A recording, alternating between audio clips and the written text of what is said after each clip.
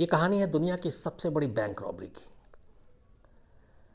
अजीब अजीब तरीके से बैंक लूटे गए, बैंक में डाका पड़ा, बैंक में चोरी हुई, लेकिन इसकी कोई दूसरी मिसाल नहीं है। यहाँ पे लुटेरा कौन, लूटने वाला कौन और बैंक कैसे लुट रहा है, ये सारी अजीब कहानी है।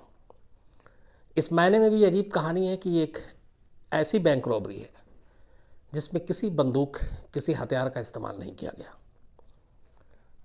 बैंक रॉबर जिसको लूटना है वो निहत्था जाता है, बिना किसी खून खराबे के बैंक लूटता है। 5 घंटे तक इस बैंक में रॉबरी होती है। बैंक में जितने पैसे थे उसको लूटने के लिए 3 बड़े बड़े ट्रक वो अपने साथ लेकर गए थे। करीब 5 घंटे बैंक के अंदर से पैसे निकालने और ट्रक पे लोड करने में लगते हैं। 5 घंटे के बाद पता चलता है कि इस बैंक से करीब $1 बिलियन, मुझे इसकी हिसाब किताब तो वैसे ही कमज़ोर है, बट अगर मैं जोड़ता हूँ उसमें कुछ 1 मिलियन यूरो भी थे, करीब 7,500 या 8,000 करोड़ रुपए की ये डकैती है। 7.5 या 8 करोड़ नहीं, 7.5 या 8,000 करोड़ की डकैती है। $1 बिलियन। दुनिया में इससे बड़ी बैंक डकैती कभी नहीं हुई। कहानी इराक की है, इराक की राजधानी बगदाद की है। 2000 के बाद इराक में उथल पुथल शुरू हो चुका था। न्यूक्लियर बम या जैविक हथियार, इन सब चीज़ों को लेकर अमेरिका शुरू से इराक पर दबाव डाल रहा था। मैंने इराक की इंटरनल कहानी भी आपको सुनाई। खेल हालांकि तेल का था। अमेरिका चाहता था कि सद्दाम हुसैन अमेरिका के आगे झुकें और शर्तें माने, बट सद्दाम हुसैन अमेरिकी शर्त को मानने को तैयार नहीं। तेल के जो रूल्स, नियम, बाकी ख़रीद फरोख्त, उसका अधिकार, उसको लेकर तैयार नहीं। तो इन चीज़ों को लेकर अमेरिका और इराक में ठन गई थी, और अमेरिका का इल्ज़ाम था कि इराक जो है वो न्यूक्लियर बम बना रहा है, और उसको लेके बड़े दबाव थे। हालांकि कई बार तलाशी हुई, बट इराक के पास से कभी कोई न्यूक्लियर बम मिला नहीं। लेकिन उसी के आड़ में अमेरिका ने फिर इराक पे हमला करने का फ़ैसला कर लिया था। बात 2003 की है। इससे पहले इराक में जो पूरा एक मॉनेटरी सिस्टम था, बैंक और सारी चीज़ें, वो ब्रिटिश उनसे इंस्पायर्ड था, और उन्हीं के ज़रिए सब कुछ चलता था 1931 तक। देन बाद में इराक का अपना बैंक सिस्टम बना।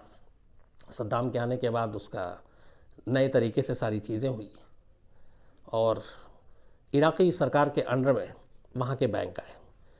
तो उसी में से एक सेंट्रल बैंक ऑफ इराक, जो इराकी सरकार और इराक का मेन बैंक था। तो ये सेंट्रल बैंक ऑफ इराक की कहानी है। ये सद्दाम हुसैन को अब एहसास हो चुका था कि अमेरिका हमला करेगा इराक पर, और उसको लेकर दोनों तरफ तनाव भी था, तैयारियां भी चल रही थी। तभी सद्दाम हुसैन को इस बात का भी एहसास था कि अगर हमला होता है, उस वक्त तक ये नहीं मालूम था किस तरीके का हमला होगा। हालांकि शुरू में सद्दाम हुसैन को ये गलतफहमी थी कि शायद इतनी लंबी लड़ाई नहीं होगी, अमेरिका इस तरीके से मिसाइल और बम नहीं गिराएगा। लेकिन बगदाद और उसके आसपास बारिश ही हो गई थी मिसाइल की, लॉन्चर की और बमों की। तो इस गलतफहमी को लेके फिर भी तैयारी जारी थी सद्दाम की। और तभी सद्दाम ने फिर ये सोचा कि अगर इराक से लड़ाई होती है तो जो पैसे हैं बाकी, उन सबको कहीं पे सही जगह पे रखा जाए, क्या किया जाए, ये अलग अलग चीज़ें हैं। लेकिन ये सेकेंडरी है। असली कहानी शुरू होती है 18 मार्च 2003 को। 18 मार्च 2003 की सुबह ठीक 4 बजे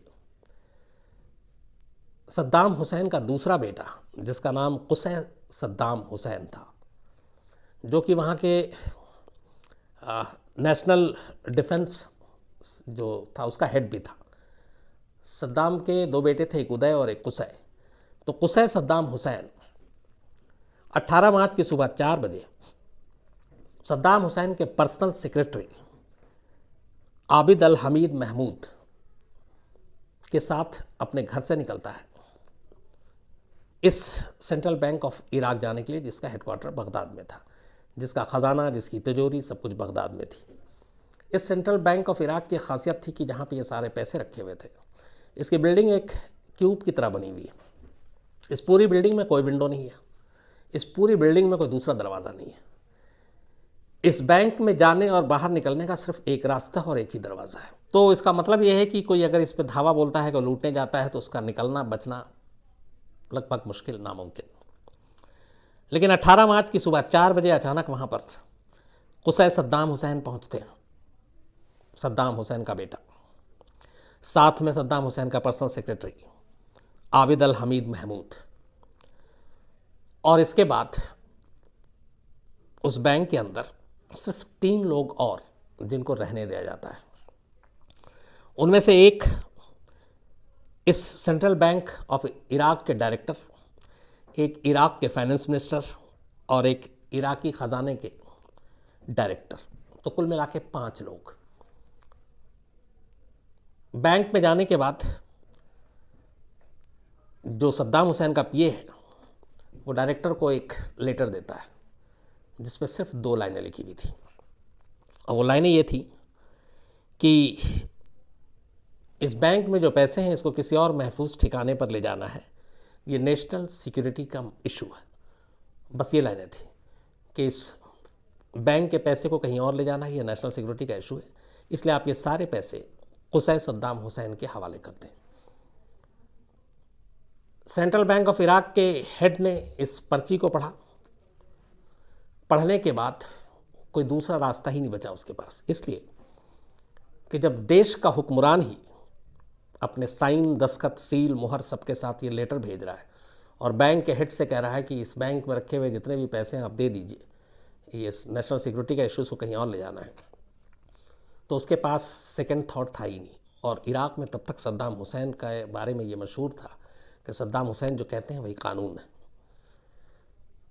तो डर के मारे इस हुक्म को माना गया।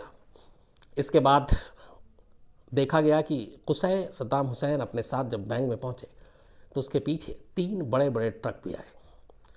उन 3 ट्रकों में तीनों ड्राइवर थे, इसके अलावा और कोई नहीं। उसके बाद बैंक के स्टाफ से कहा गया कि आप जितनी जल्दी हो सकते हैं सारे पैसे आप निकालें। बैग में भर भर कर उस बैंक से इसके बाद पैसे निकालने शुरू हुए, और जो पैसे थे उसके अंदर वो एक एक करके ट्रक में डालने शुरू किए गए। करीब रकम इतनी ज़्यादा थी कि 5 घंटे लगे बैंक से पैसे निकाल कर ट्रक तक लोड करने में।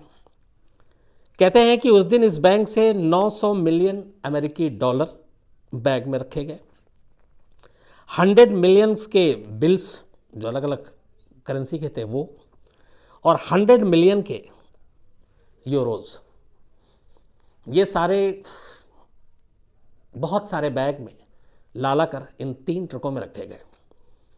इसके बाद ट्रक में जगह ही नहीं, इसलिए बहुत सारे पैसे और जो बचे वो छोड़ने पड़े इस सेंट्रल बैंक ऑफ इराक में। इन बैगों में पैसे रखने के बाद बिना किसी खून खराबे के कुसै सद्दाम हुसैन का पीए, ये लोग उस ट्रक के आगे आगे चलते हैं, ट्रक पीछे पीछे, और ट्रक निकल जाता है। 18 मार्च 3 इस बैंक की बिना खून खराबे की हुई सबसे बड़ी रॉबरी के कुछ ही घंटे के बाद अमेरिका का पहला मिसाइल बगदाद पे गिरता है, और इसके बाद जंग शुरू हो जाती है। अमेरिकी फ़ौज जब इराक में पहुंचती है तब तक जो सद्दाम हुसैन के जो दुश्मन थे, मुखबिर थे, उनके ज़रिए अमेरिका को पता चलता है कि हमले से कुछ देर पहले सेंट्रल बैंक ऑफ इराक के बाहर 3 ट्रक देखे गए, और उन ट्रकों में बैग भर भर कर ले जाया गया, और उस वक्त बैंक में सद्दाम हुसैन का दूसरा बेटा कुसै हुसैन खुद मौजूद था। ये पता चलते ही अब अमेरिका धीरे धीरे पे हमला कर रहा था। कुछ वक्त के बाद सेंट्रल बैंक ऑफ इराक पे भी अमेरिका का कब्ज़ा हो गया।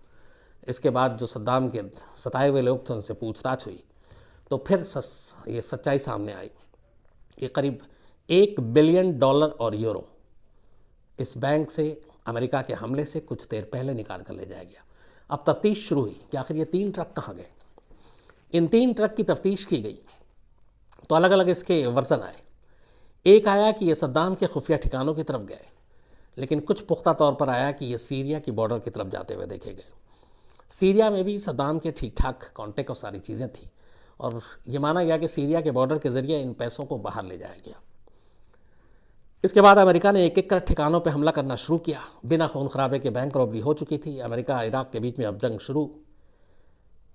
एक एक करके फिर ठिकानों पे जब हमला किया गया तो एक सद्दाम हुसैन के महल से कुछ $1 मिलियन मिले। तो ये कहा गया कि शायद ये उसी बैंक का जो लूटा गया था वो पैसे थे।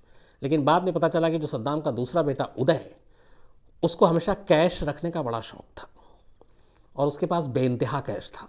तो फिर ये बात आई कि ये उस बैंक के लूटे हुए पैसे नहीं हैं बल्कि ये उदय के अपने कैश थे। इसके अलावा 2-3 जगह और से कुछ कैश मिले।